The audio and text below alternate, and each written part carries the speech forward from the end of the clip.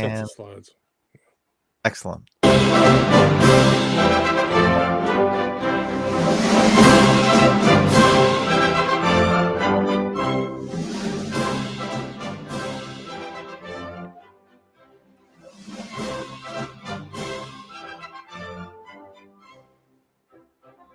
All right. Good evening, everybody. Good afternoon, good morning, or good night, wherever you are, whenever you're listening. It is Thursday, February the 20th, 2025.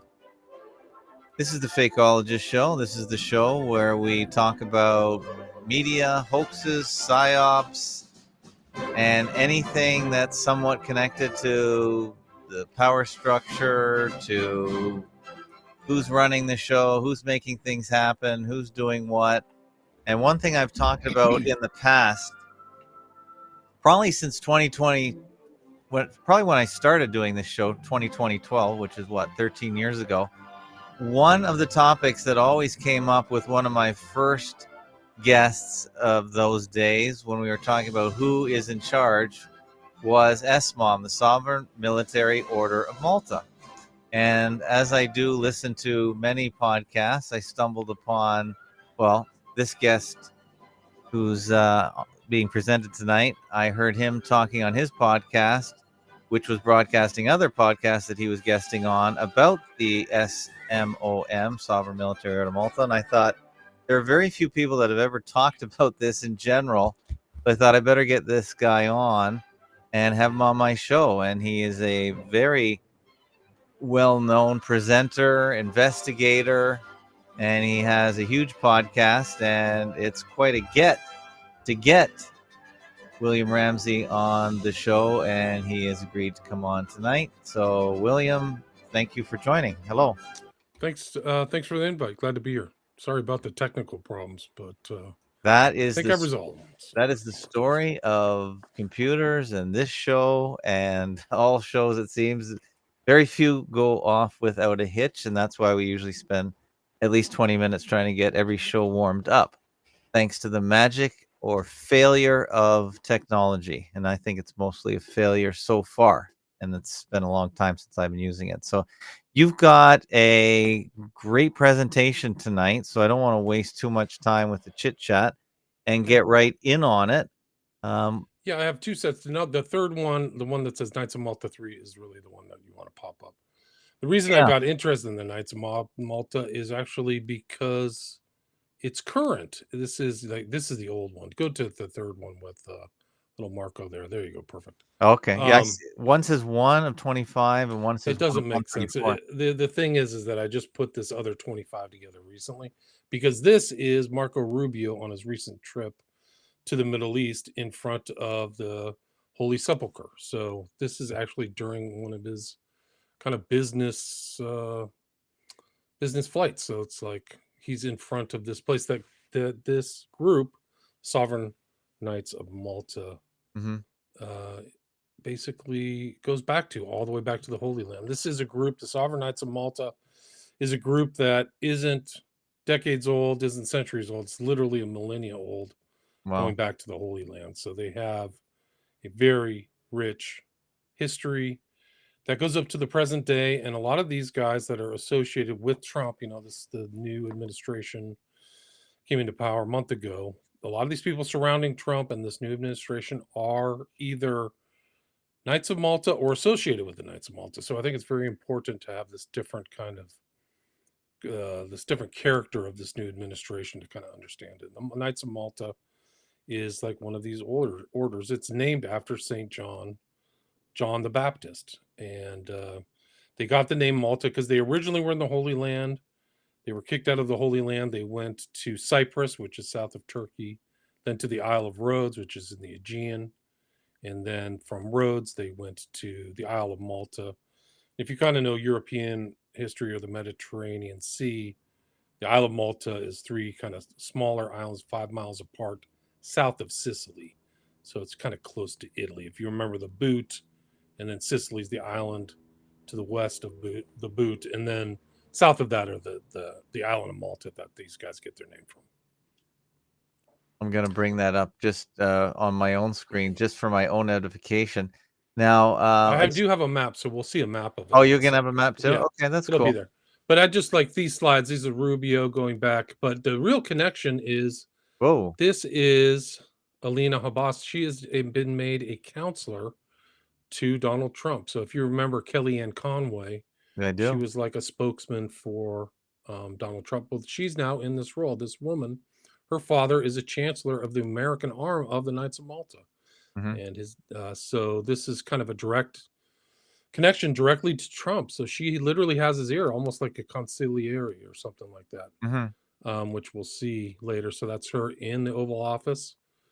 Alina Haba is her name. What's her ethnic background?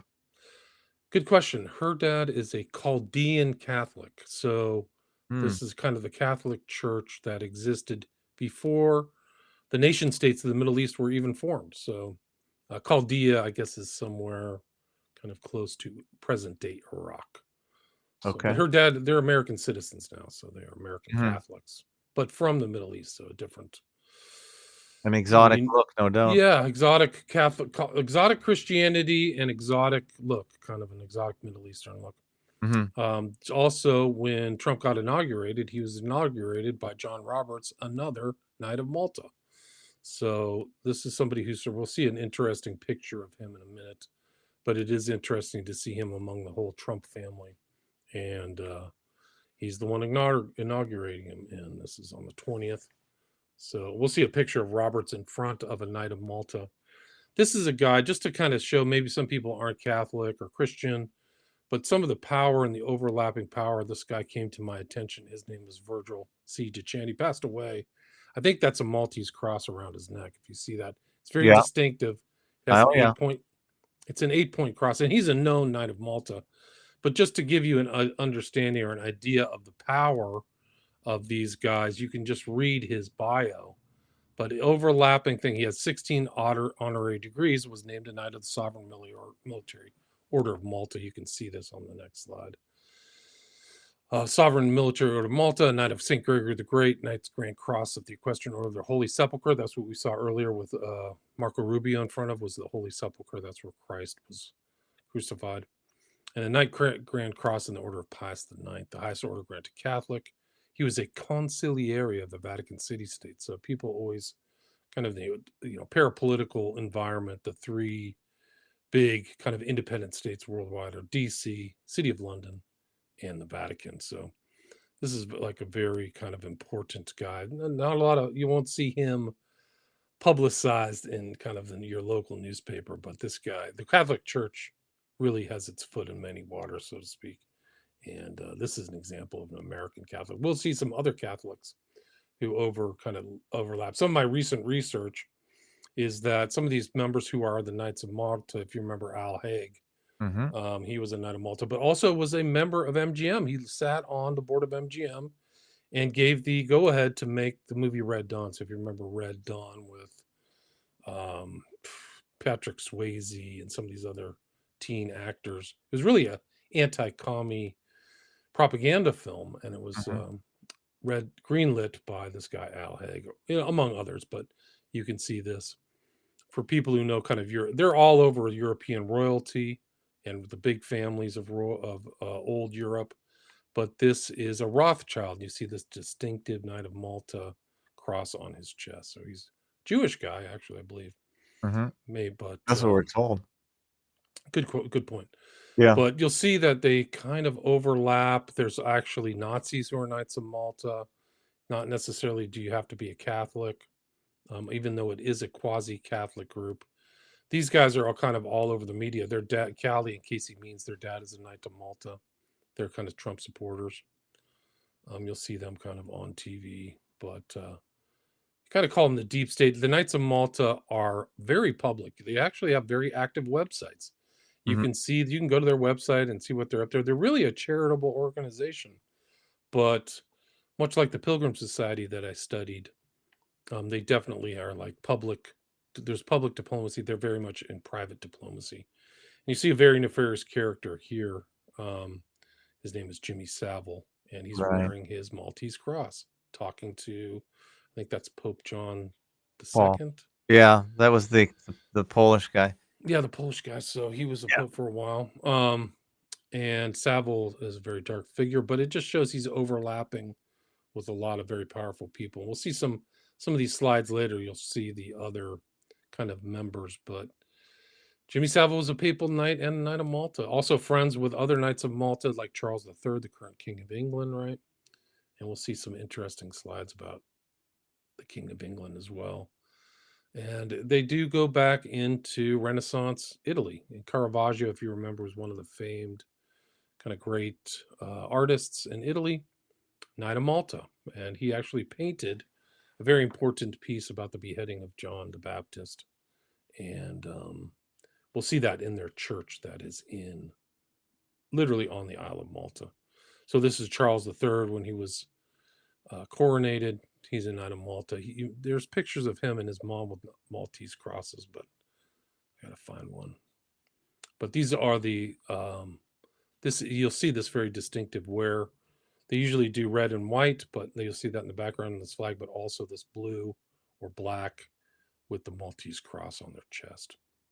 So this is from 2018. This is in St. Peter's Basilica to mark the 900th anniversary of the Knights of Malta. So you can see those people all behind them. Those are all Knights of Malta. There's currently 13,500 members, and there's men and women. So you'll see they call them Dames of Malta, Mm-hmm. and we'll see those in a second. This is King George III, excuse me, King Charles III, and he says, "For us, Malta is family." So he has the royal family has a close connection. This is what a Knight of Malta looked like in the 16th century.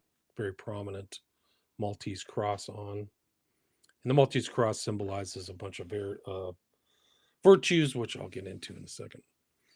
Prince Charles visits Malta to commemorate courage shown during Second World War. There was a big battle between them and the Nazis. And then there's these overlapping orders, which we'll go into. This is an Italian order, the Constantinian Order of St. George. This is the Royal House of Bourbon and Two Sicilies. So these are kind of these old aristocratic families of old Europe. They're all over the Knights of Malta. And they're actually putting this guy, he's in Order of Malta on the left. That is Benedict II, I believe. I can't remember the Pope's name, but Andrew Bertie. Benedict. Yeah. Looks like Kirk Douglas on the left. Yeah, kind of does. His name is Andrew Bertie. Oh, okay. And he's on course to become the first head of the Knights of Malta Chivalric Order to be considered as a candidate for sainthood. So literal sainthood. Wow. You see those two prominent Maltese crosses on his chest and on his shoulders. They're kind of I see that regalia. But let's go to the other set of slides. If you can pull that up. I'll pull that up. Do that. No, I'll do it. So this is the cross. This is the cross of the Order of Black and White. Red and white. But it's you'll see that all over the place, like prominently displayed. And the 8 virtues that it symbolizes are loyalty, piety, honesty, courage, honor, glory, contempt for death, solidarity towards the poor and the sick, and respect for the church. So it does have like a meaning for them. And they're really supposed to be kind of a order that is a service order. They, heal the sick just like St. John or Christ. Going back to the kingdom of Jerusalem is what it was. But the Order of St. John of Jerusalem. It's kind of confusing. There's a lot of these different knighthoods. The Knights Templar is a different group than this one. The Knights Templar was formally wrapped up, I think, in the 14th century, but they are a different order than the Order of St. John of Knights of Malta or Knights of Malta. So, but you'll see their colors all over the, and there's like some of these white supremacists think of themselves as Knights Templar or Knights of St. John, but there's a lot of unofficial connections to these guys, which are baloney. But you'll see these colors all the way through kind of Western Europe and European, and all the way to the States, really. They definitely have an impact in the States. But here's a list of known members of the Knight of Malta. They don't publish all of their lists, but these are people who've admitted that they're members.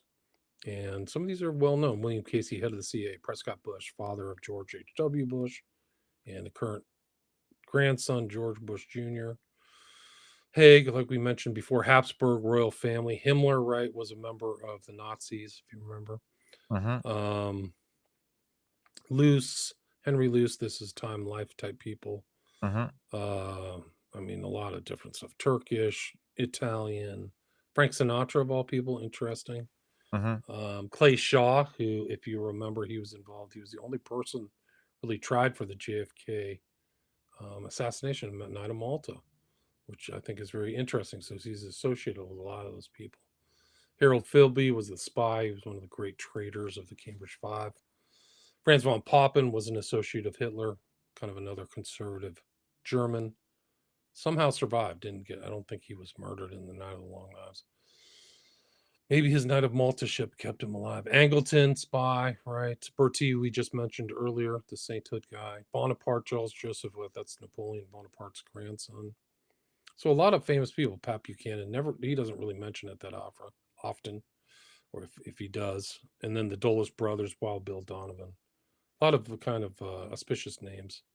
Mm-hmm. This is how the order is organized. If you look at this, they're really independent, a part of the church, the Catholic Church, but independent as well. So they kind of have a quasi church relationship. But you see the Sovereign Council, Grand Chancellor, Grand Hospitaller, a lot of different types of people.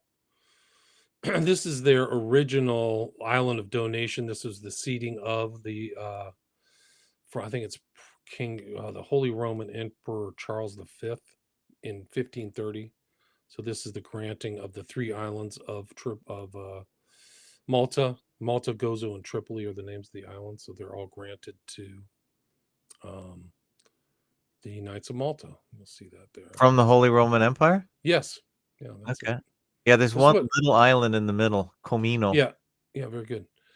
So this is this is kind of like there today, this kind of beautifully ornate meeting hall, I think this is, and it's His Majesty Victor Bourbon, King of the Maltese. I think this is real. Government meeting area. They're working on it. There's the Queen, right? The mother of King Charles III. Yeah, And her, she's on all our Canadian money. Well, yeah, used to okay. be anyway. There you go. That's her We're weaning Maltese her off. royals. She's a prominent member. There she is. And this is the ambassador to Malta, Summers Farkas, with the notorious Ghislaine Maxwell at some party. I just kind of found that interesting. And that's the guy from South Africa with his Maltese cross. You almost never hear. What's that guy's name? I always forget his name. Nelson Mandela effect. Thank you. Well, his last name isn't effect, but they use it all the time in current conspiracy nonsense. Yeah, I wish I could find out the guy on the right. I don't know his name, but yeah, Nelson Mandela member. So they actually, have a lot of members in Africa. It's hard to believe, but this is kind of they're depicted in so many art pieces, Mm-hmm. and you'll see this. This is Philippe de Villiers, and it's multinational, multi-ethnic. It's not all one group: Germans, Italians, all these other people. But you'll see these guys are taking possession of these beautiful. Malta is apparently very beautiful, and this is them with their prominent Maltese crosses. Mm-hmm. And these are kind of overlapping. I've done all the shows on the Pilgrim Society, so they overlap membership. The Pilgrim Society is more Anglo-American establishment stuff, headed by the King Charles III. But you see these other kind of groups. Some of these I don't even know, but it is interesting to see these here. This is Le Cirque, which is another they're truly kind of a fascist organization, overlaps with the Pilgrim Society, but it's and Bilderberg's. But that's David Rockefeller, the second from the right, who was a member of the Knights of Malta. And you'll see these kind of classic old families of Europe. This is one of them, Otto von Habsburg, the Habsburg German dynasty. He's a Knight of Malta, a member of Opus Dei, and also a pan-European integrationist. So these guys who pushed for the EU and stuff like that. This is an interesting guy, really fascinating guy. A show in itself. His name is Reinhard Gehlen, but he was Hitler's kind of intel chief for the Soviet Union. And you can see him wearing prominently his Knight of Malta. So he's kind of also part of these international orders. They really think of themselves as knights. So And by the way, this slide you've got here has sort of a question I was going to ask you from the top before we got going, and it says here, "All roads have always led to Rome, not the Jews atop it all." Now I I know think, you're an investigator. You must stumble upon this on the daily that the all the time, Jews are running the whole show. or the Jesuits, or just something. But the Catholic Church globally Hmm. dwarfs the power of of Judaism. But I think I think their relationship with the Jews or Zionists is fairly close. Like they're pro Jews going back to the Holy Land. Hmm. So I think they have the support generally of Catholicism. So I think that that's why you almost never see conflicts between the Knights Templar or some of the other knighthoods or the Catholic Church and Israeli state. Like I don't think that they never ever come out and say, "Oh, you've committed a genocide in the Gaza," or you need to stop blowing people up or all this stuff. Well, we So never hear about them at all. That's why I'm having you on the show. It's not that we don't hear them about them in conflict. We just don't hear them at all. Most people don't even know they exist. yeah. And I've been talking about this type of talk, like I said, on the top for 13 years, and very few people, if anyone out there, talks about it. It's really a secret power, and I think the Catholic Church holds its power. Like it's the biggest landowner in the world, the Catholic Church, and in maybe North America, maybe not as much influence as Hmm. there's other Protestant More orders, than but the Crown of England. I think so. I think they're more influential. I think because they really kind of dominate South America, are all Hmm. Catholic, Central Yeah, I agree with that. America, Yeah. and so in some other places, there's a lot of Catholics. Believe it or not, there's in Africa as well. So I do think, and all over Europe, of course. So I think that they have a lot of secret power, and if the Catholic Church really kind of mobilizes to have a political aim, I think they move through these orders, this secret order. They're not really secret, but it's private diplomacy. It's so they don't go. We're going to go talk to your Secretary of State and this Secretary of State. They'll go to a Knight of Malta meeting place in New York City or something like that and hash things out. So I think Hmm. that Or is they different. just So the pick up the public never phone. sees it. So a lot of that policy is made before it's laid out to the public. If that For makes sure. sense. You know. Oh, for So sure. Galen's post-war life is very curious. So he is friends with Dulles, so both Knights of Malta, right? And so their connections and this Malta is very anti-Catholic. Like the Catholic, I mean, sorry, I misspoke. The Catholic Church is very anti-communist. So a lot of these guys, they are all have a very anti-communist worldview, and they believe themselves they really do believe themselves knights. Some of their critics say these guys are LARPers, live action role players, or Christo fascists. I don't think they're fascists. I think maybe the left would view them as fascistically because that's the way they think, but I don't think they're LARPing either. I think they're very serious.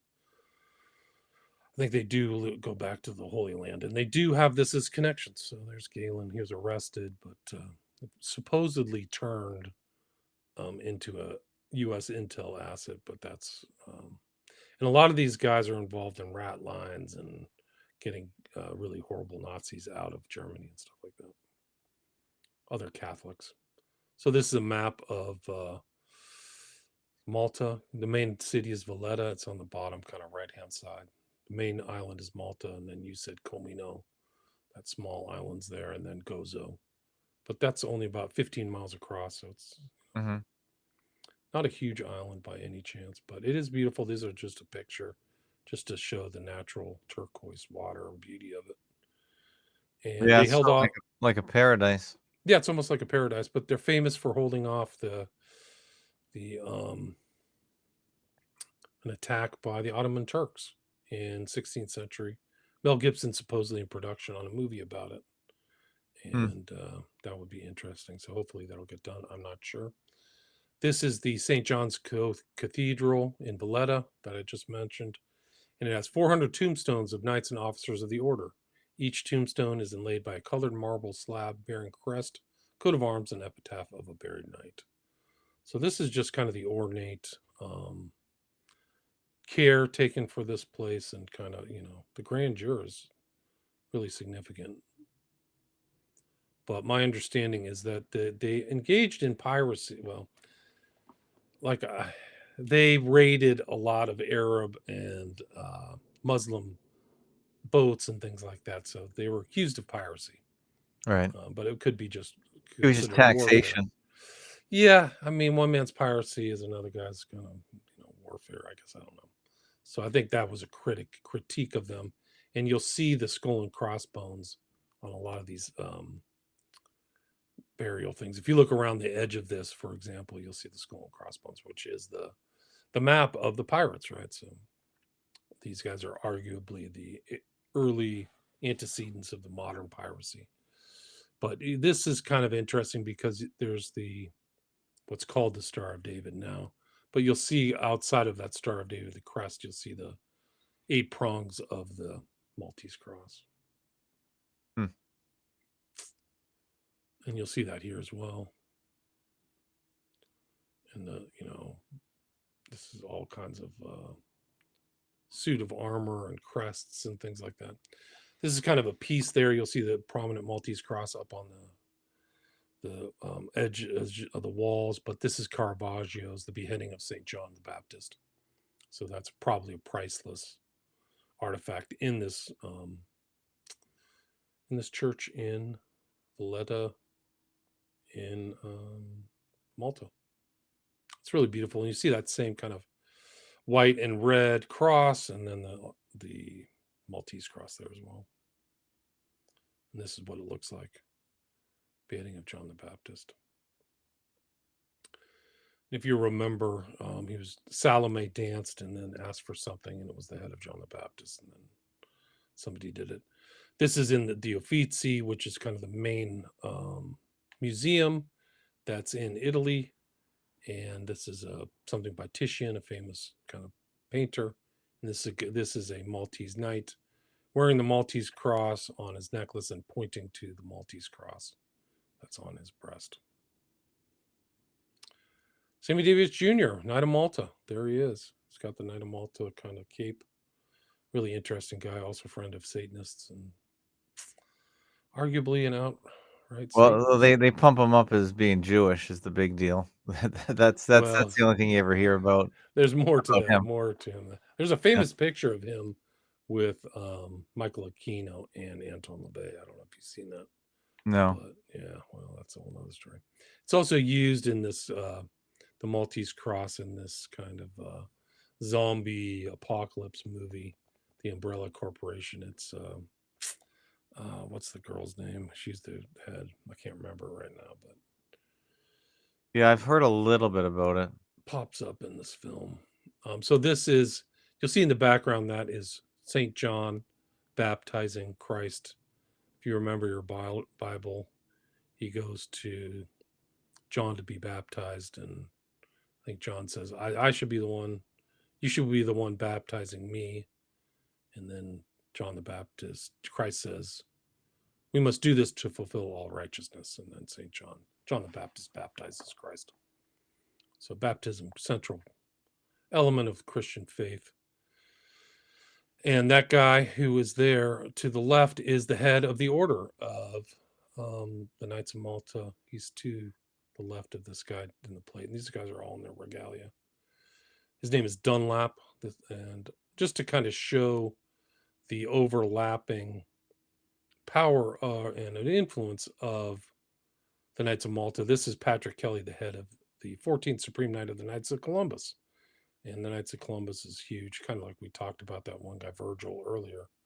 But this guy has a great CV, has served in the United States Navy 24 years, but he's a Knight of Malta too, and a Knight of Columbus, which is huge. They have like $109 billion in life insurance funds that they hold on. They has a lot of power. So the organization comprises 1.9 million members in more than 15,000 councils and operates an insurance company with over 109 billion of life insurance in force as of 2020.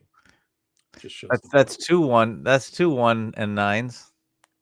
I'm hyper acute about the numerology and COVID-19 and just these numbers just come up over and over again. Yeah, So they love 19. Yeah. they love it. Yeah. This is a medieval picture of the Knights of Malta. I don't know the name of it, but you can tell those are the Maltese Knights. And just its name, the full name of the Order of Malta is the Sovereign Military Hospitaller Order of St. John of Jerusalem, of Rhodes, and of Malta. So that's it.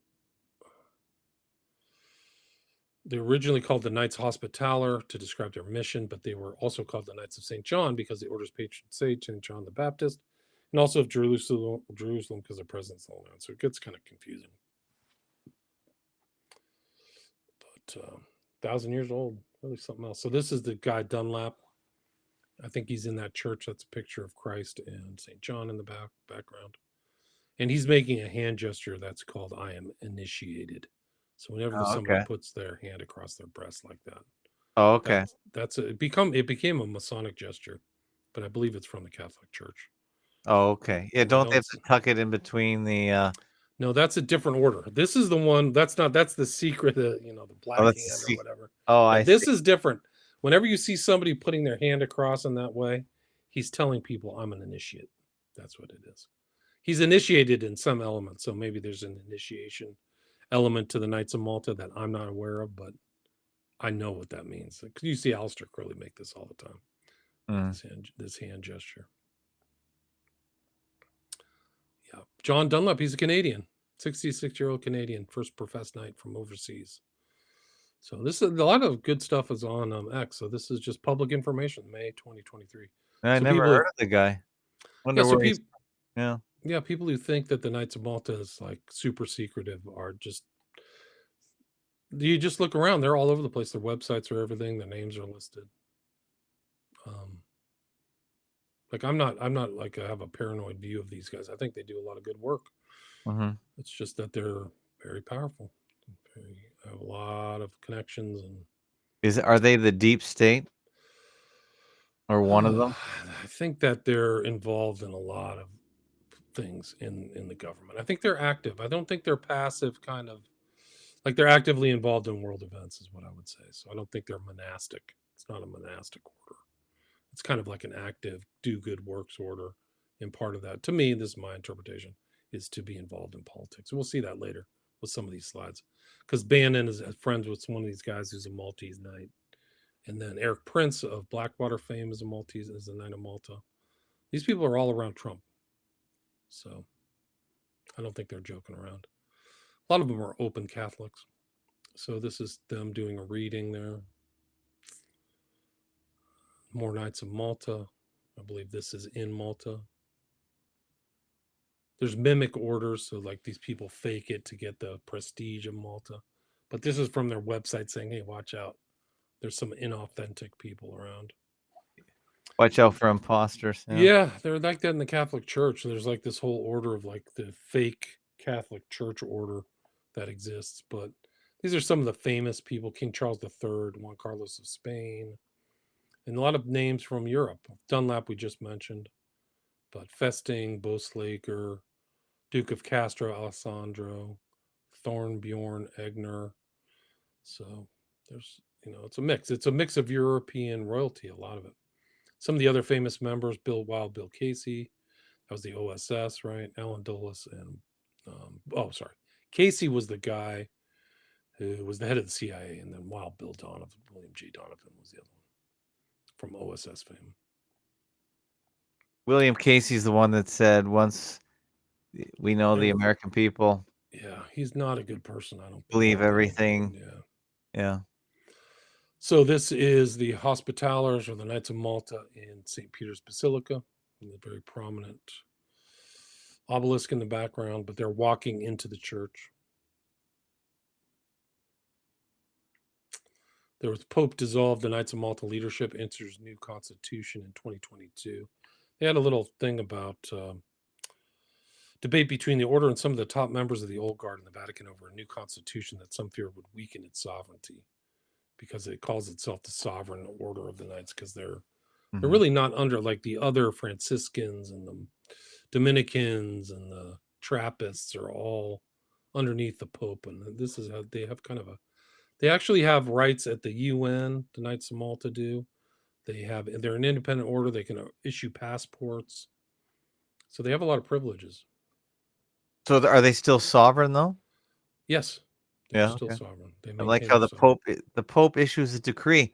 What countries just follow in the lead of the Pope and issue decrees? Our country, of course, during COVID's issued decrees. They call it Order of Councils here, and Trump is just firing off executive orders, which may as well be.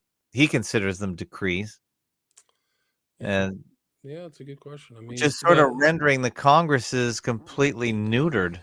What is the point of Congress? your king. Well, actually, not your king. Trudeau has prorogued certain things, and King Charles No, has King pro. Charles is our king. He is our Okay, king. well, he prorogued, which means he made decisions without the House of Commons and without the House of Lords recently.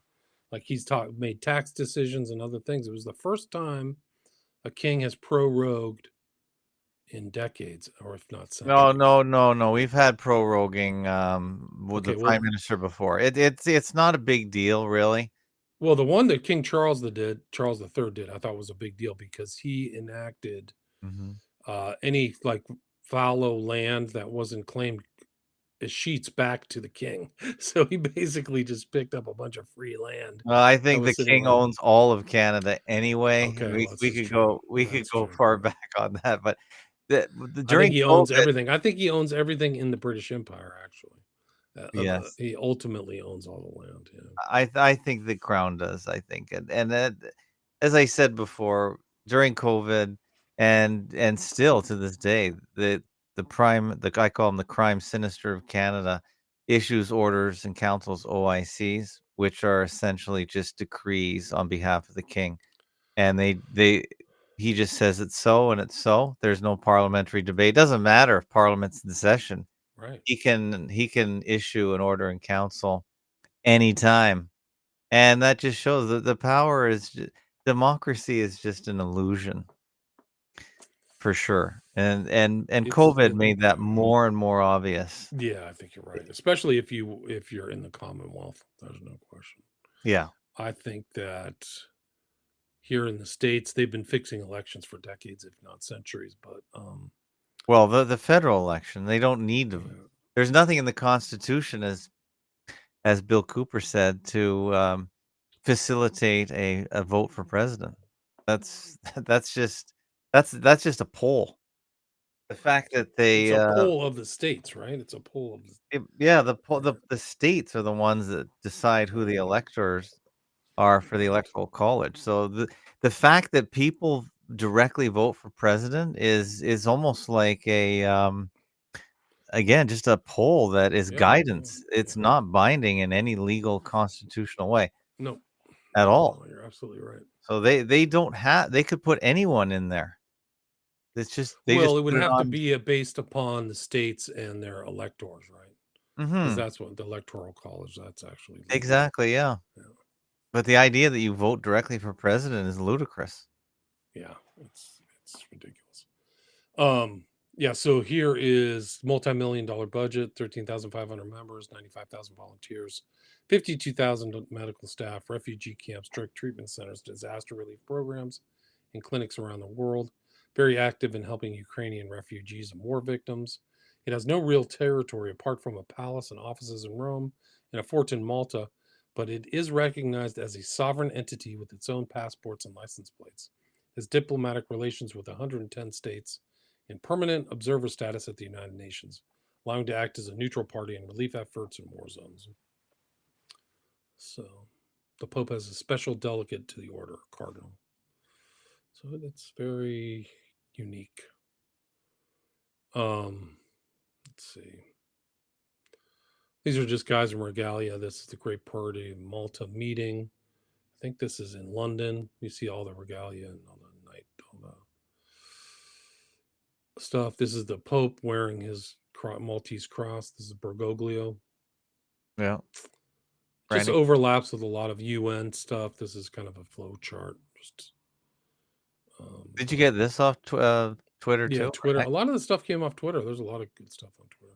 Oh yeah, I It's agree. become a good research piece. But this is another kind of a piece of American political history. This is the Heritage Foundation head, Edwin Fulner, Knight of Malta, very conservative, a think tank, and he co-founded it, was its head basically from 1977 to 2018, almost 50 William, years. what do you think it means to be, when you say conservative and very conservative? What does that mean to you? That's a good question. I mean, I think that the kind of paleo conservatives are like super Christian and define themselves by kind of the heritage of like biblical doctrines. I think that would be an accurate thing. Like, there's no tolerance for same-sex marriage and communism and disloyalty and unpatriotic behavior. And So did they proclaim Christ as their king? yeah, I think so. I think this guy would. Fulner would. I would say also capitalism, and the conservative in the United States would be support of the Constitution and loyalty. So I think that would be it.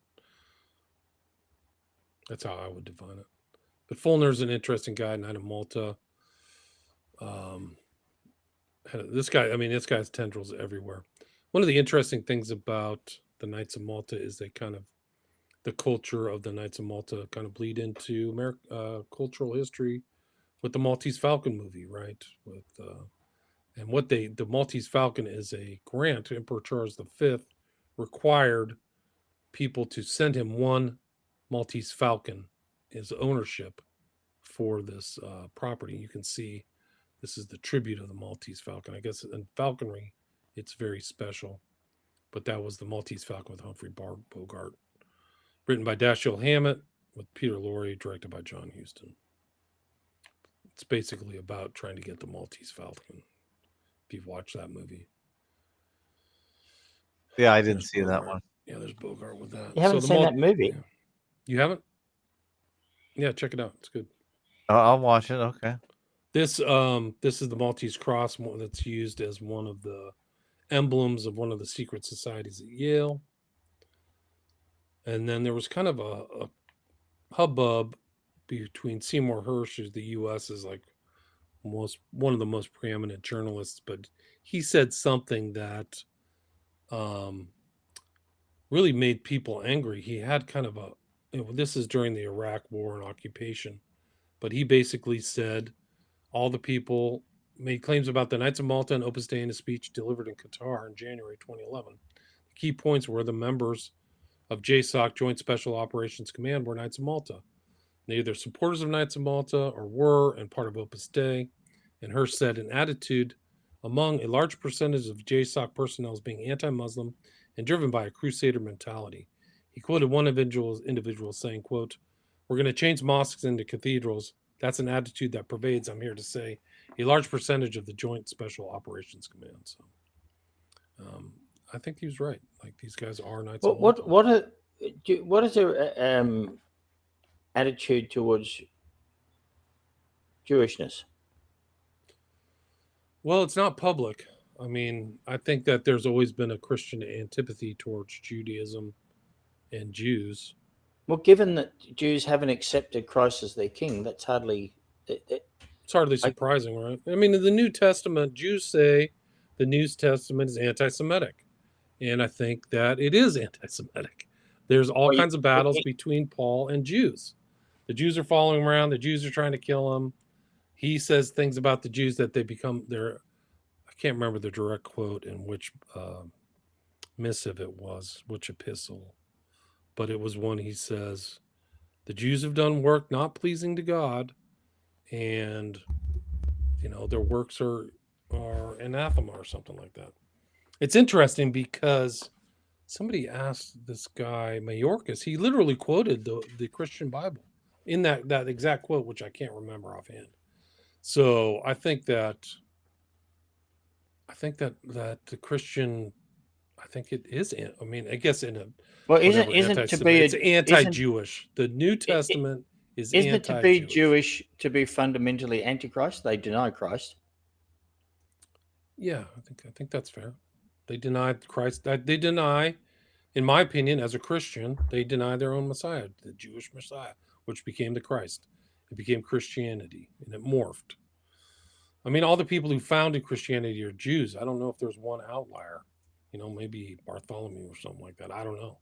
But those are all Jews. Christ clearly, I mean, they repeat his, lineage in two places. I think Matthew and Luke, going back through like all the great Old Testament fathers, right? David and Abraham, all these other people. So it's an open question of what's a Jew. What does that mean? Like I could say you're a Christian. That doesn't mean it could be you like Jim Jones. I don't know. So like, what does that mean? Like, what does a Jew today mean? I don't know. I mean, I guess are you a Talmudic Jew? There's a lot of fights in Judaism, and I think Christianity and Christianity or a Messianic Judaism, if Jesus of Nazareth is the Messiah, I think that's a huge, vicious fight within Judaism originally 2,000 years ago.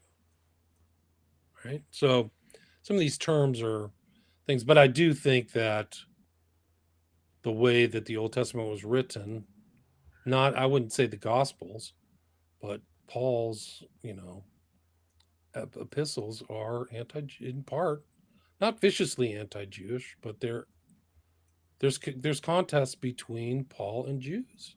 Like he got beat up. You can go through the list of all the times he's beat up, jailed, brought to near death, but eventually beheaded, according to legend, by the Romans. So anyway, I mean, that's a tough question, but it's still here today, though. I think it's still a relevant question. I'm really trying to get a feel from you given what you're saying about these people, that they accept Christ as their king, that they have their own sovereignty that's based on that Christian identity.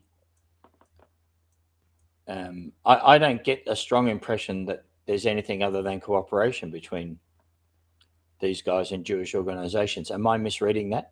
No. It's much like I said earlier. Like, I think that the Catholic Church is sympathetic for Zionism and Jews. The modern Catholic Church doesn't have these pogroms. It doesn't have maybe the kind of biases it had in the past. It doesn't seem to have that. I mean, they literally took Jews and put them in ghettos and stuff like that. Like, you can go to ghettos in Italy. So I don't. That was for their safety. Sure, but so what's your view of the change in attitude? What do you think is going on? It's a good question. Well, I mean, recent history wasn't great. I mean, what happened during what's called the Holocaust or Shoah? Clearly, 6 million people were murdered. But well, that's the official story, but a lot of people challenge that. Well, a lot of people are missing. Then they didn't go to Madagascar. Yeah, maybe sympathy or willingness for Jews to kind of also cross the aisle for different religions, or it goes back. Maybe it goes back to the Balfour Declaration. Do you think the creation of Israel is there to set Jewish people up in some way? I don't know. I mean, I think that the Zionism started with Herzl, right? And that's at the turn of the century. When is that? The turn of the century. So I think it predates a lot of the stuff today. So I think that the return to the Holy Land it could be, but there's a lot of external support from people who aren't Jewish. So I think they have a lot of sympathizers in the Christian church, certainly in the Catholic and what's known as Catholic and Protestant churches are pro-Israel, very strongly pro-Israel, as a matter of fact. But as a setup, yeah, I mean, they've been fighting. They haven't stopped fighting literally before the creation of Israel in 48. So there were all kinds of pogroms and vicious fighting between the Israelis and Arabs and the whole Arab world. So would it be fair to say at this stage, William, that you haven't got a strong model about what the connection between Israel and these guys is? Well, he's just presenting evidence on who they are, really. Yeah, I don't know. It's getting a little hostile. I don't know why you're putting No, me no, on the sorry, spot. I'm not trying I'm to a be guest. hostile. I'm a guest.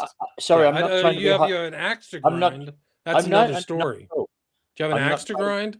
Like, these Let are tough me- questions. I don't know. I came on Sorry, to talk let me- about the Knights of Malta, Sure, not let about me- Jews and Christians fighting. If you want to No, do a let- show on, hey, Christians and Jews fighting, let's do it.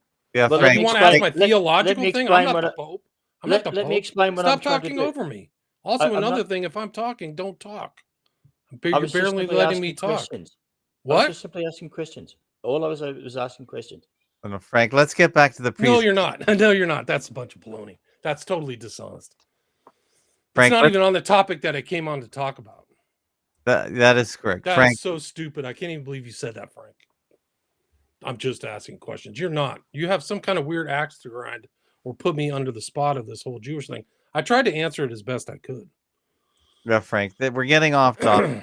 Let's get back. Do you hate Jews? What? I mean, I don't know. What's going on? Everything okay? Everything's fine. No, it's not. But go ahead. Okay, Anyway, William, this is let's get back to the presentation, please, yeah, if you don't mind. Hirsch. That is why you came on the Crystal. show for sure. Frank took a bit of a detour there. Yeah, but like, it's asking me stuff I don't know about. I'm not a Knight of Malta. I'm not initiated in any way. How would I know? Yeah, Like, Frank, you're he's kind just of like it's some kind of barbed question. Like, so are you saying like I know? Why I'm not the Pope? I don't know. A lot Okay. of this stuff I didn't know anything about the Knights of Malta. William, Much I like apologize. Tim, I don't know. I apologize. William is investigating. William is an investigator. He's just bringing up and summarizing the Knights of Yeah, Malta for us. I get it. Yeah, I apologize. Yeah, okay. Frank, So this is Eric Prince, known Blackwater, very much involved when they tried to kill Trump in July 2024. Here he is talking about the Knight of Malta tradition on RT, which really doesn't exist anymore because of the war against Russia. But he Okay. was talking about it on 2014. Just a list of other kind of important people. Rupert Murdoch, confirmed member, Knight of Malta, very important guy. Leonard Leo's very important, Federalist Society, Opus Dei, but very much involved in conservative politics here and the judiciary in particular. So, and Schlafly is kind of a well-known figure in the United States, but this Cardinal Raymond Burke, we'll get into, is a Steve Bannon ally. And these guys were working together. So Steve Bannon is definitely in the orbit of the Knights of Malta. So we talked about Jimmy Savile. Just another picture of these guys, the regalia, red and white flag, and then the prominent Knight of Malta on the chest. This is Burke. He's making that initiated hand sign, much like the head of the Knight of Malta. But this is friends with Bannon, or associates, I would say more than friends. They were working together at this thing called the Institute of Human Dignity, Dignitatis Humanae Institute. And so it's kind of an interesting, it's very recent actually. In 2014, the Institute invited Steve Bannon as one of his keynote speakers at a conference to discuss poverty, which he praised European far-right parties. So that's kind of one overlap. And then there's Haba again, this woman I mentioned earlier. She's the daughter of the Chancellor of the U.S. Knights of Malta. And this guy's a critic, so he calls them Christo-fascists. And supposedly sided with Hitler in World War II. I don't know if that's true. I think they sided with the Germans after World War II ended, but I don't know how much truth that is to it. But this guy, Christchurch killer Brenton Tarrant, included inscriptions to the Knights of Malta on his shotgun. So these are probably people, much like I mentioned earlier, who kind of take on the name, the Knights of Malta, who are not members. So that's the father here, Saad F. Haba. And so it's a prominent doctor in the U.S. And that's his daughter. That's Kellyanne, right? Yeah, that's with together. So their this big is the mouth open. Bad look. not a great look, but No. interesting nonetheless. Kind of the passing of the baton, so to speak. This is recent. This is January 13th, Yeah. 2025. Yeah, I've never heard of this woman, but I sort of lost interest in the whole cabinet show after there's I yeah. think in these slides there's an announcement of like the where Trump makes her counselor, but I think she was his attorney in the New York cases. So it's, I think, either the rape case or something. So she kind of earned her Right. credibility with Trump and then was elevated. So now, unlike other people who didn't make it through. But this is her father, the chancellor, Abbas' father at Knight of Malta. Hmm. And he's literally on their website, Saad F. Haba, MD.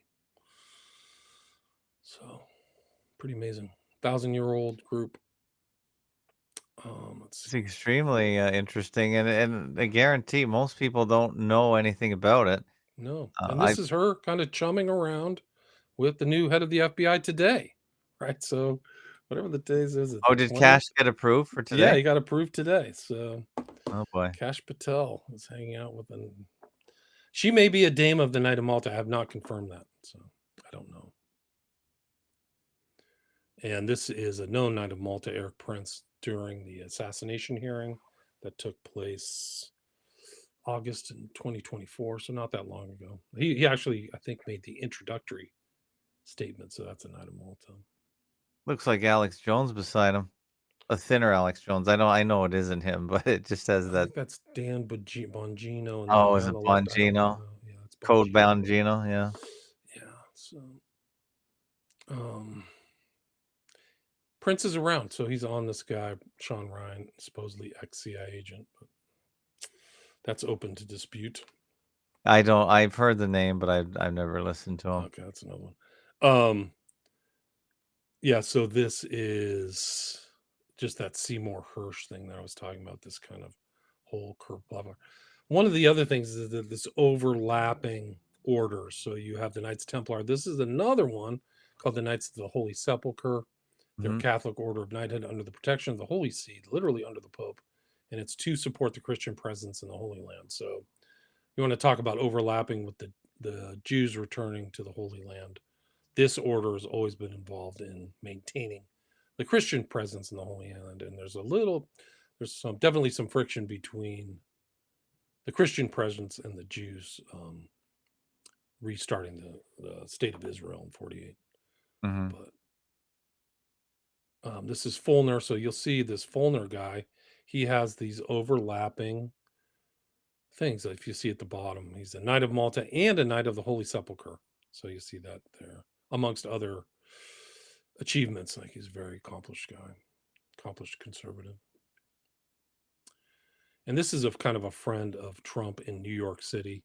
His name is Dolan, and he'll have this kind of Timothy Dolan. He does the that big meeting. Yes, it's every like year. a charitable meeting, right? That they Yes. all go, where Trump famously told Hillary Clinton she'd be in jail. But this is recent. This is November 26, 2024, where he's talking about the Knights of Malta. So you can literally go to this video or go to his social media and Mhm. hear him talk about the Knights of Malta. Have you ever heard of the Knights of Malta and Dames of Malta? They do their magnificent apostolate rather quietly and humbly.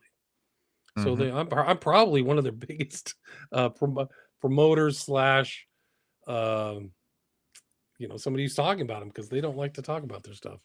So it's kind of interesting. Who, you mean you or Timothy or you Oh, yourself? I think he's talking about it too, but somebody who's not a Knight of Malta kind of talking about it. Oh, you're talking about yourself. Yeah, like Oh, I talk see. about. Not a When lot did of other people talk about the Knights of No. Malta. When did you start talking about it? It's actually an adjunct that came out last year. So it came out of my research into the Pilgrim Society. So I did a whole bunch of work on the Pilgrim Society. And then the kind of next one over that a lot didn't know about is the Malta. So I did a show with Courtney Turner about the Knights of Malta. And it's just kind of grown. Like, now that it's on my radar, I just watch it. So then when I saw Rubio in front of the Holy Sepulchre, I knew it because there's actually an overlap. The church that's in the city of London, right in the center of London, it's based on the Holy Sepulchre. It's actually a model, and it was actually ordained by the head of the Jerusalem. I can't remember the name of it, but it's the Jerusalem the head of like the Jerusalem state, the Crusader state, actually kind of ordained this. They call it the Temple Church in the center of the city of London. It's kind of interesting. So it's based on the Holy Sepulchre, and so is the church in the city of Aachen, where Charlemagne actually ruled in the Holy Roman Empire. And they say that Charlemagne, like he's the most people in the Western world are related to Charlemagne over all other people, really. So it's kind of interesting. It's kind of the Christian heritage of the West. But yeah, Dolan, yeah, you'll see him with Trump and stuff. He's around. It's kind of interesting. Oh yeah, he's a big power broker. Oliver North, all over the place. Sovereign Military Order of the Knights of Malta. So amongst other things, Iran-Contra scandal. So you get little bits and pieces of it. This is Hegseth, the current, like this is relevant. Like this is all recent stuff. But this is Hegseth's tattoos. This is the Order of Jerusalem that I talked about earlier. It's not, and he's supposedly a Knight of Malta too. He supposedly has a Maltese cross somewhere, but I haven't seen it. But this is a very predominant tattoo right here on his right chest. Right. Yes, he's completely defaced his body.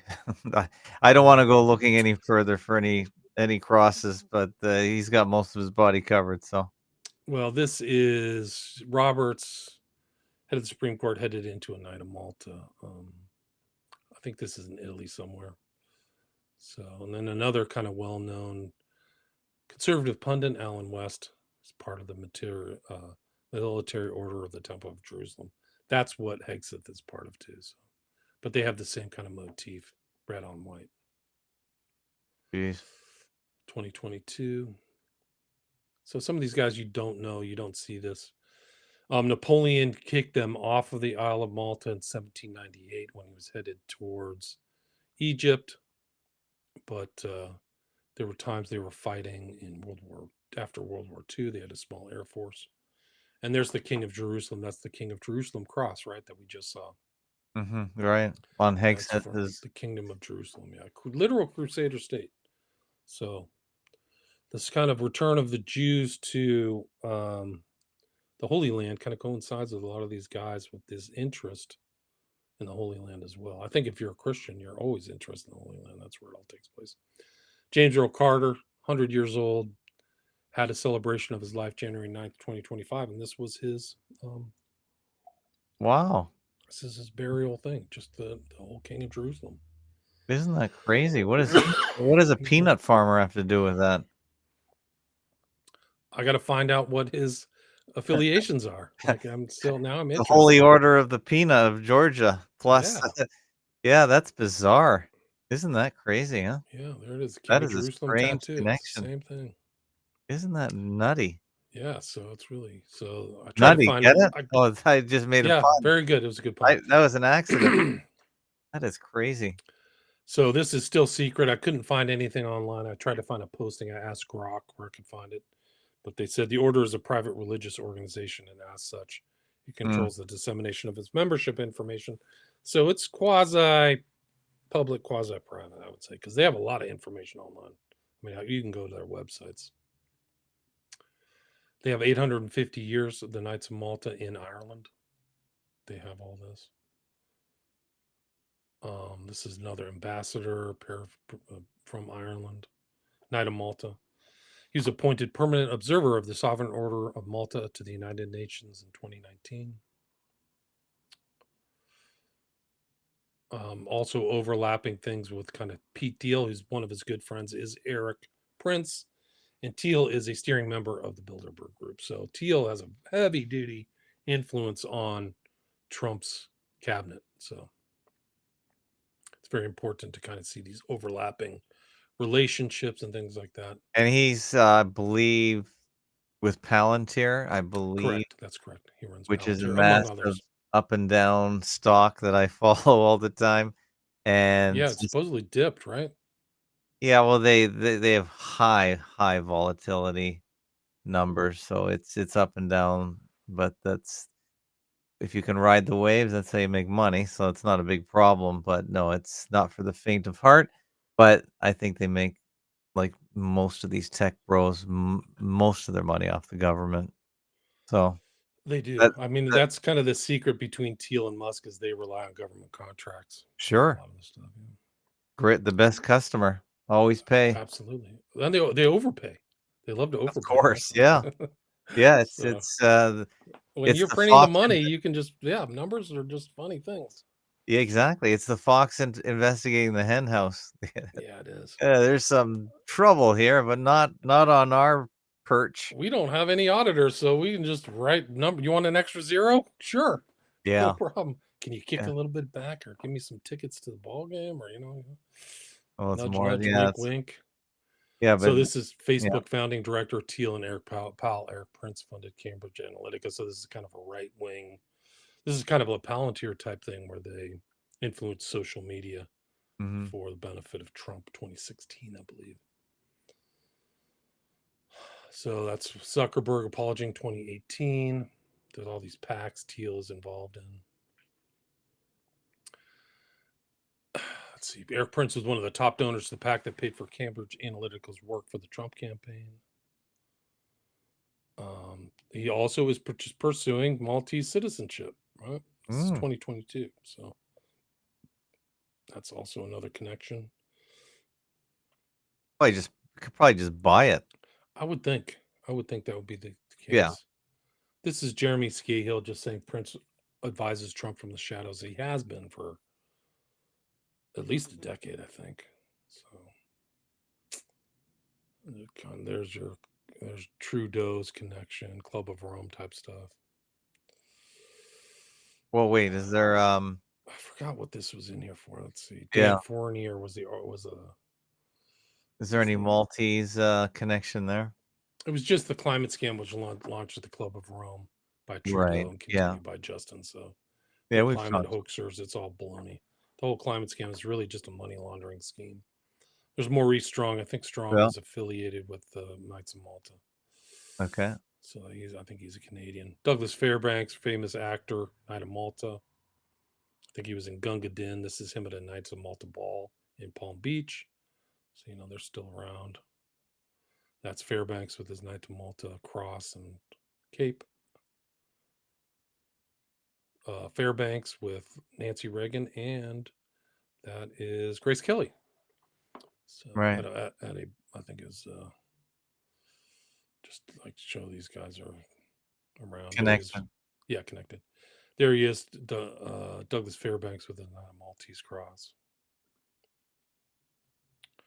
And this is the Prince of Wales, Prince Edward, who was passed over for the kingship, but he was reading something in Wales for in 1933, and you'll see all these guys with their Maltese crosses. He's the one that sympathized with Hitler. That and they kind of that whole thing. They tarred and feathered him for that. That including, I think he didn't have quite the character for that king to be king. He was a little light-minded, is a way to put it, I guess. He had self-admitted said he wasn't very smart, so I think that they passed him over for his brother, gave him a lot of money, and sent him off with some woman who looked like a man. Right, as they all do. They all do, the elites have their own kind of methods. They just say he's like a Hitler sympathizer, and then everybody. Yeah, well, that's an easy way to dismiss the guy, but there's so many reasons. Oh yeah, there's a lot. This is interesting. Rose Kennedy, the grand dame of the Kennedy dynasty, at a Knights of Malta ball with another cardinal, I believe. It looks like Tanya Harding there.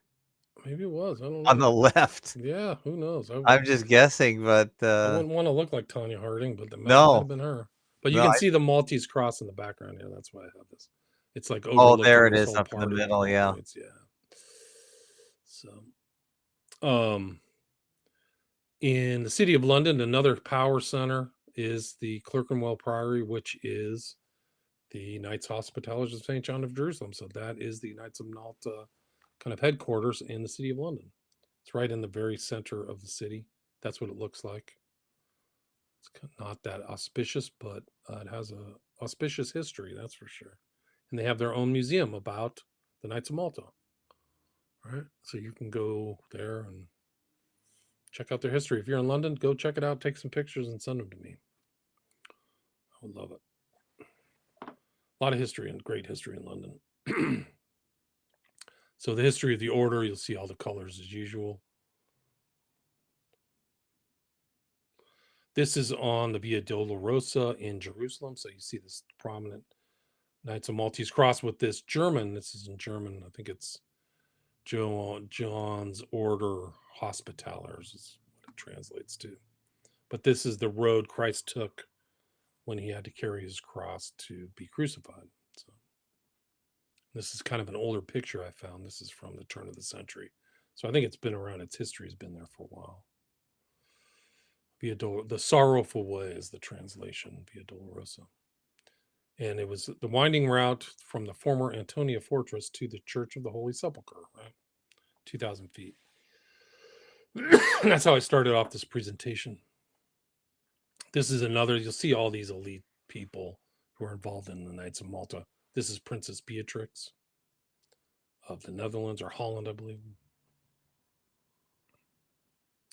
It's a monastery at Clerkenwell. So I don't know what that one's for. So this is Donald J. Trump on December 8th, 2024, announcing Alina Habba will join my White House team as counselor to the president. So she's Chaldean of Middle Eastern heritage. So interesting. This is present. Let's see. Only have a few more left. This is John Leo. This is another Knight of Malta, and what I would call paleo-conservative. That looks like AI. It kind of does, but I think that's a real picture. And he's involved in a lot of the stuff. But it's this is Andy Kroll. To understand Leo is his faith. He's a devout Roman Catholic. He's a big admirer of Opus Dei and a Knight of Malta. This is Kenya Grand Master. This is from their website. He's in Kenya, ordaining or talking to President Kibaki in Kenya. And then I think he became, or Uhuru, another guy, became a Knight of Malta in 2022. So they're definitely talking to people in Africa. Yeah, for sure. They need Africa. This is the Ark of the Covenant that was in Trump's Mar-a-Lago. So Trump has to know all this regalia and all this history. I think he's very familiar with it. And it was interesting because when I started researching the Knights of Malta, this is before Trump made his play for Gaza. If you remember, like there's this war, it's not really a war, the murder of like innocent people with 2,000-pound bombs taking place in Gaza. And then Trump had this meeting with Netanyahu and basically said the U.S., I know it just drove people apoplectic in like the geopolitical realms and political realms.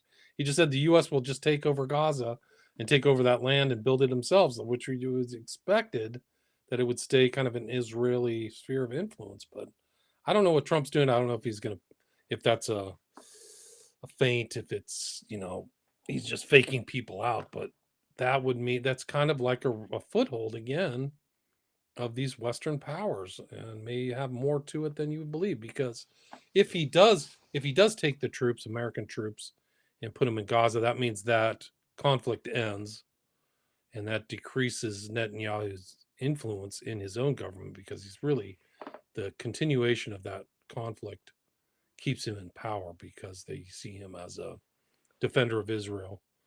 And then the U.S. is there with a foothold in the Holy Land, and Netanyahu's gone, and then maybe there's peace. I don't know. So strange things, amazing, incredible things are happening. I think the Knights of Malta are a big part of it. Yeah, they're there. Were they part of the Biden administration, do you think? But I don't think I didn't see that many things coming up. They didn't pop up. Yeah. So this is the reason why. Yeah. I think the Biden administration was mostly Jewish and Jewish ideals. A lot of those people, I mean, maybe other than Sullivan, but the real guy, Biden wasn't running the country. No way. And Kamala Harris is too stupid to run a hot dog stand. Like, she's a total moron. I'm not trying to be mean, but she's a 2-digit IQ, and that doesn't deserve a lot of the stuff she's got, whether she's a member of the State Bar of California. But I know she got into law school not as a kind of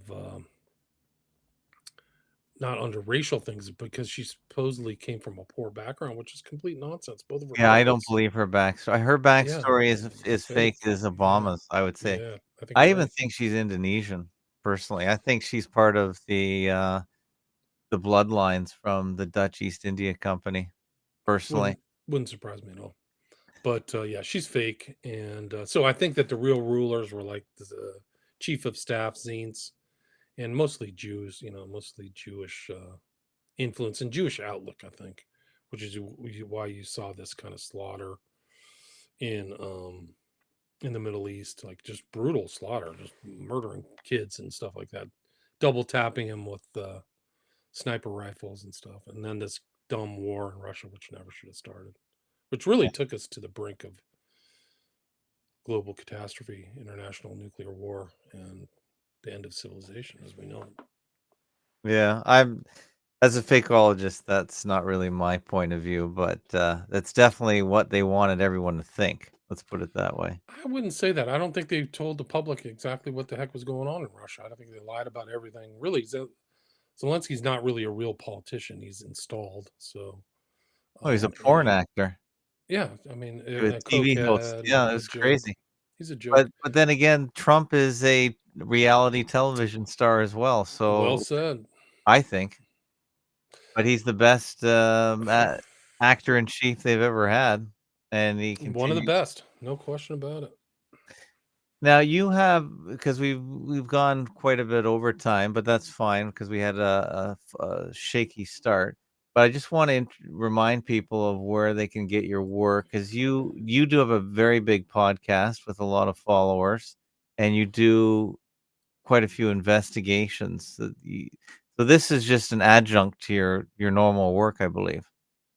Yeah, I mean, This really became an investigative journalist. I mean, I've been doing different subjects and kind of just following kind of a trail of different subjects. Like I said earlier, Pilgrim Society led me to the Knights of Malta, but I've done investigations on a wide variety of stuff: culture, true crime, Aleister Crowley, the Smiley Face Killers. So I have my podcast in the top 0.5% in the Yeah, it's world. huge. Yeah, Yeah. it's pretty good size. Top 30,000 podcasts. And then I also have 5 books and 5 documentaries that you can see the 5 documentaries on my Patreon page. And you can Okay. see today I just did a psychological analysis of Luigi Mangione. I talked about the new golden age. That's Trump kind of stuff. Or he talked about the new golden age of J.D. Salinger's Catcher in the Rye, which is probably one of the creepiest books I've ever read. I read Mhm. it twice, but the first time I didn't understand it. So talked about the shooting of Lee Harvey Oswald. I have a lot of guests, done a lot of JFK investigation. So really kind of it's been idiosyncratic, but also I feel like I'm doing the work the mainstream media doesn't do and something more I do more try to be more than superficial. I try to look deeper into subjects and topics. So people can check that out. What was your background before you were an investigator? Did you have another Well, background in I journalism? was a lawyer. I passed the bar in California in 1998. Oh, wow. And then, so I'm a lawyer, and then I worked there for a while. And then I was in mortgages and real estate for a while. And then my first book I published in 2010. Mhm. And then I kind of worked for Ed Opperman for 3 years on the Ed Opperman Report as a, Right. as a Okay. producer. And then the COVID happened, and I needed to get a new job. And this kind of became my new full time job. Oh, And you now worked it's for kind of, Ed. Okay. yeah, it was great. I Okay. really like Ed. Ed was great. He was a great boss. He just kept calling me a Trump lover. Mhm. And if I didn't agree with them, it was like Trump love. And then they had the whole riots in 2020. And I was like, dude, I'm done with you, man. So I Okay. got pissed at him. And I So was was he like, more of a Democrat kinda I guy, think or so. I think he's an avowed socialist. I think so. Oh, is that right? Because Yeah. he, has a ton of podcasts as well, and some of them are He's more done interesting than tons others. of work. Some of those guests that are on that show are on there because I booked them. Oh, I So if got you it. see the guests from like 2017 to 2000 or something like that. I had to unsubscribe to his podcast because it was flooding my inbox, or not my inbox, but my new podcast list. Because 'cause he'd Hmm. re-release 10 at once. Oh wow, I didn't I know thought that. I yeah, know he redoes. I've been redoing mine because my catalog. I'm trying to kind of like repeat stuff that I did 3 or 4 years ago. But I know oh, he you put some of the old stuff back. But some of those are great. And by the way, I also have like the old Visigoth archives too. Yes, I because have like yeah, those are I think 800 or 900 shows. Really, kind of the beginning of the alternate medias there. Like so many names that are still around are in that, and unfortunately, people who've passed away. But a lot of those people are really at the beginning of this new media, which really has become overcome the mainstream media. I mean, oh when for Joe sure. Rogan gets 50 million watches of him talking to Trump, like the people on like CNN and Fox would salivate at those kind of numbers. So Oh, I agree. It's just hard to find all the podcasts now. There's I guess like websites, an infinite number, 3 and million, there's 3 million podcasts. yeah, and how many are really pumping out at a regular rate? Wow, Um, that's a good question. I I think don't, there's a lot of dead end I would podcasts say that 10 start to 20% are really putting out content on a regular basis.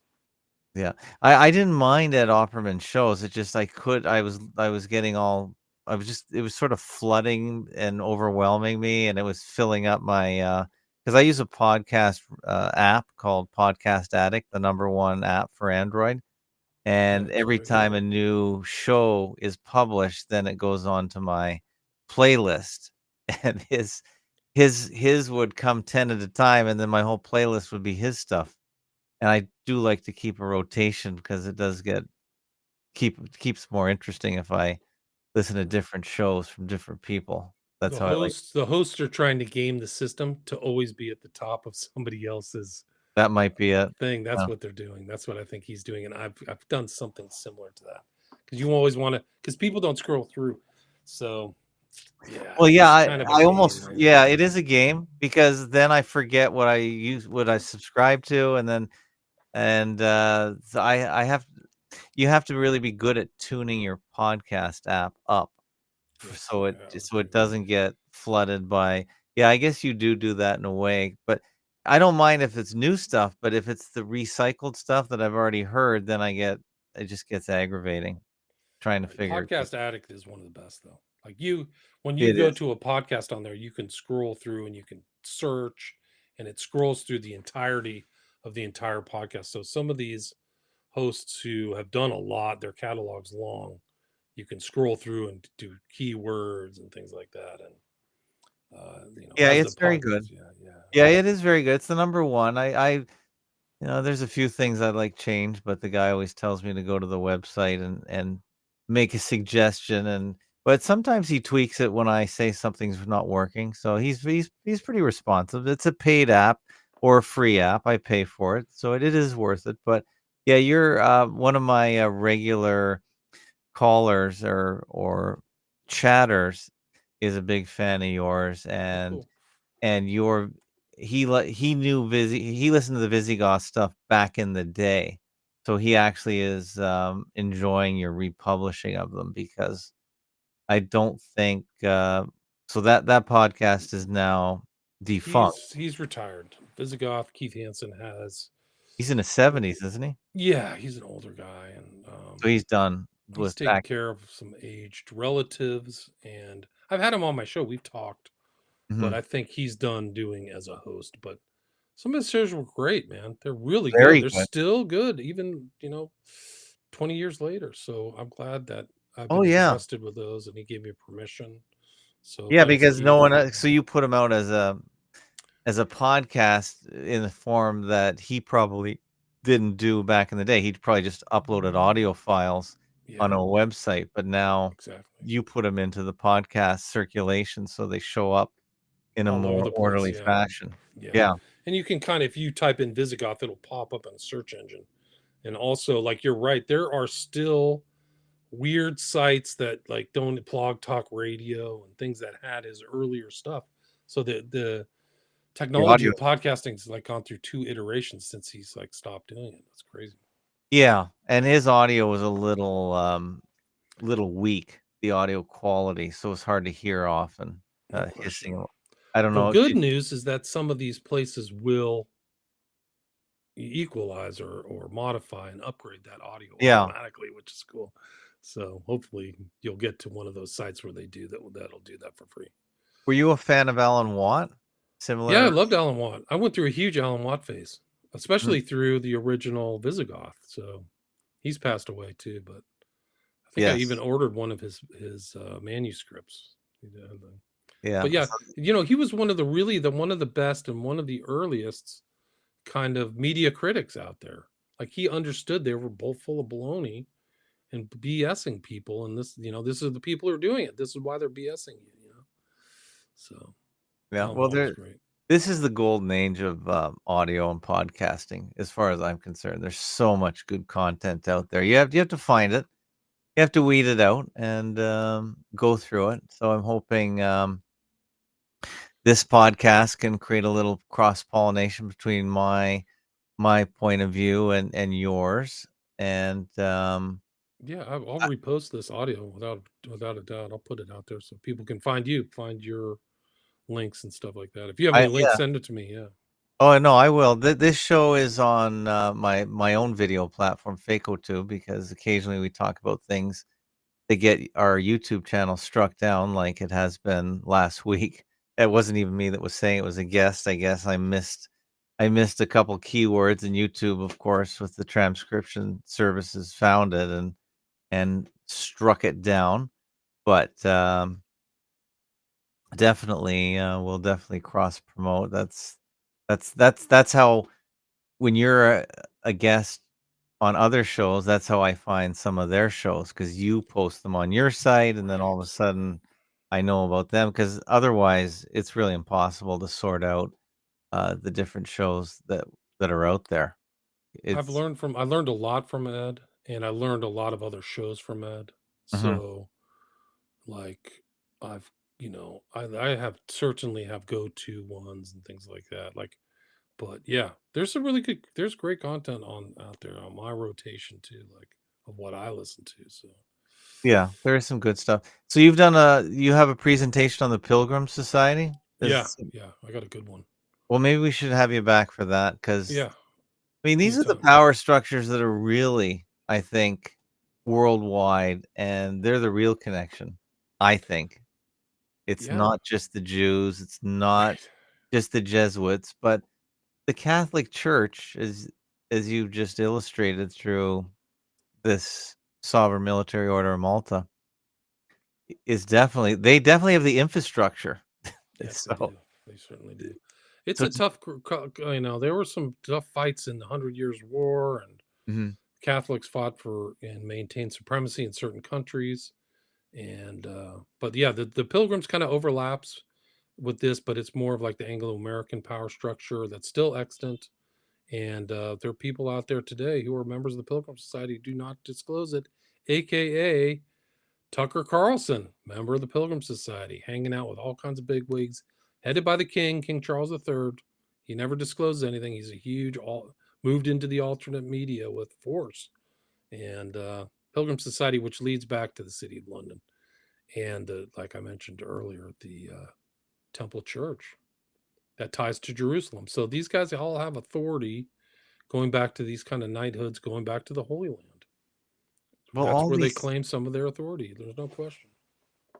all these so-called secret or not so secret societies, all the members that are in positions of power, they never disclose their alliances at all. From Freemasonry to, it doesn't even matter. They just don't bring it up, and it's just, they all write it off as symbolic, and it's just a little club that we go to, and we talk we talk to each other once a year, and And they we have minimize it all, ceremonies. They Yeah, super minimize it, yeah. but that The that Pilgrim can't be right. Society is a follow on to the Milner Group and the Round Table Yeah. and Rhodes. It's not overtly says that it's connected, but all the same people kind of moved into that, or relations or something like that. And it's incredibly powerful. There's a difference between public and private diplomacy. These guys are engaged in private diplomacy. They don't let the public know.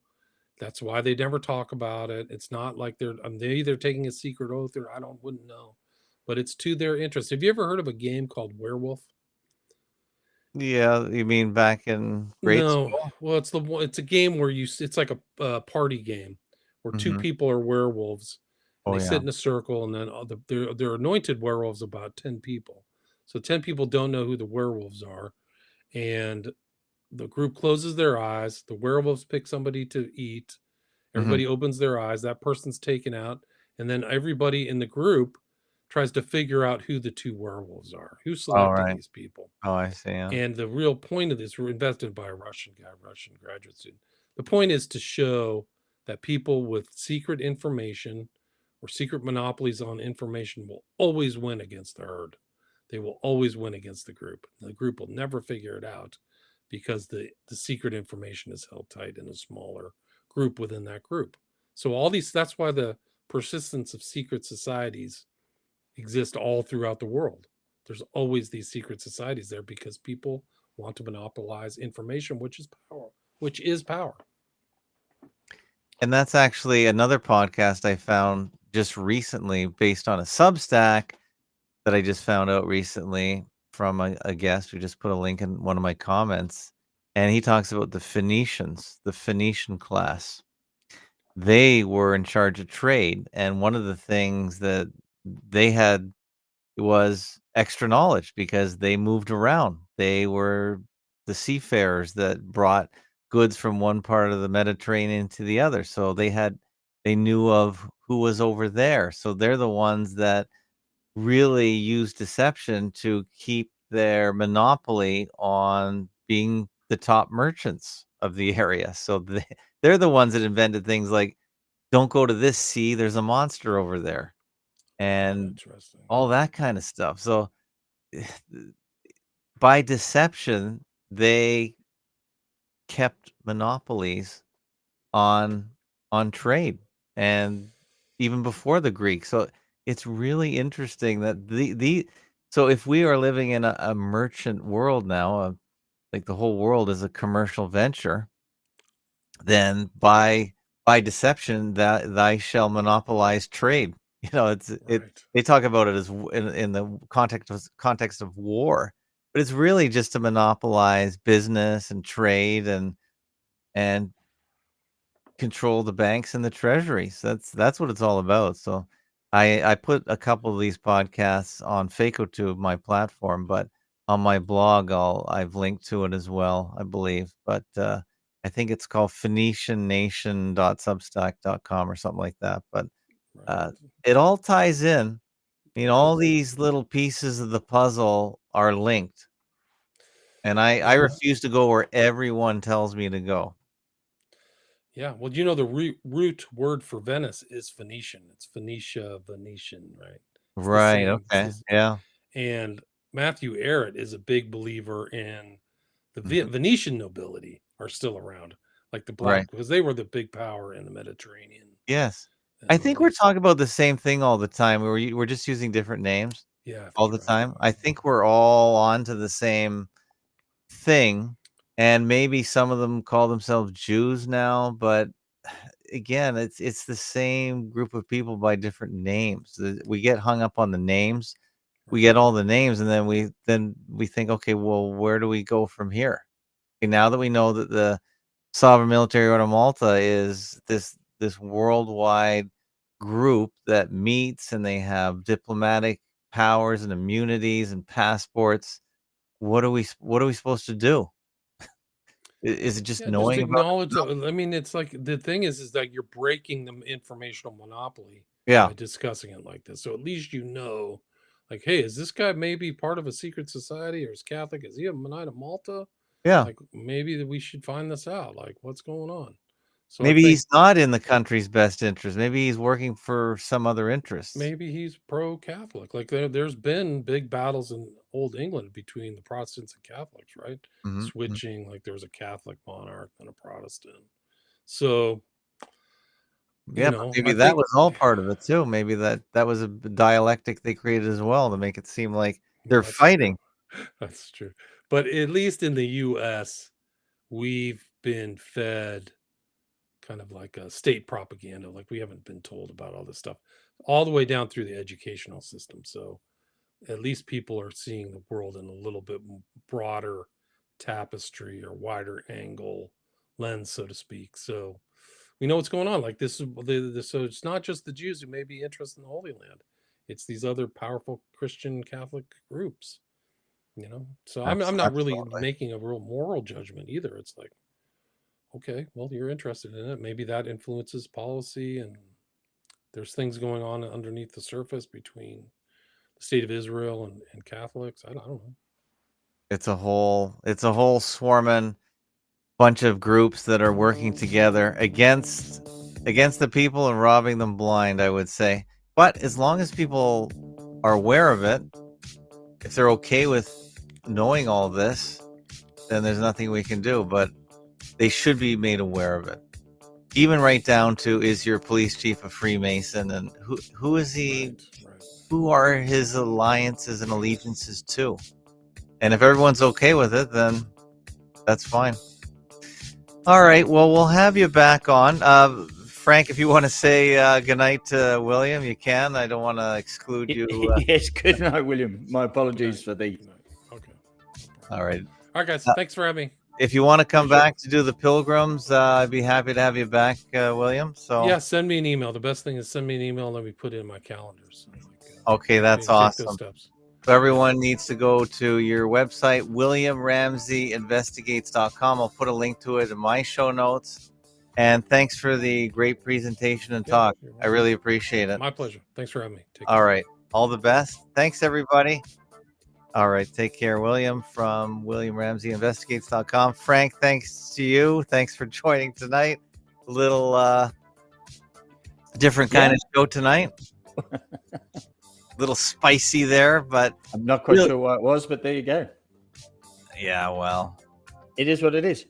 It was just a little misunderstanding, I guess. He's really just an investigator on. I really want to have him on because of his SMOM presentation. I don't know. Yeah. I actually don't know any of his other opinions on some of the fakeology topics, but because he had such a big presentation, I wanted to get it through. Because we only have an hour, but we're already an hour and a half. So anyway, very good presentation. I thought it was interesting. I thought it was good. And if everyone remembers, back in the day, we used to have Robin Fisher on, and he always talked about these guys. He always got annoyed by those that said, "Oh, it's the Jews, the Jesuits." No, it's this other alliance that you have to take a look at as well. Maybe they have something to do with it. Anyway, that's why we have all these different guests. They all bring it in, and you can all make your own decision. I think it's a very salty mixture of all of these different groups, and they probably don't always get along on every level. So, but one thing everyone can agree on is if you like this show, fakeologist.com/donate. Please donate and help keep FakeoTube going. If you noticed, YouTube, our first YouTube channel, was struck down. That's why half the people aren't here, because they did. So which show was it that got struck down? It was the Cerrucci show, where I hardly said a word because I came late because they started early. Mm-hmm. And I didn't say anything because I hardly said anything in the whole show, but I guess somebody said something that YouTube flagged, and I didn't take the video down because I didn't think anything really was controversial about what was being said, but somebody mentioned COVIDs, and that brought the whole thing down. Okay. Yeah, so FakeoTube, you guys help fund it, so please use it, support it, and we'll see you on the weekend. Frank, take care. Have a great night. Terrific. Thanks, Tim. All right. Bye, everybody.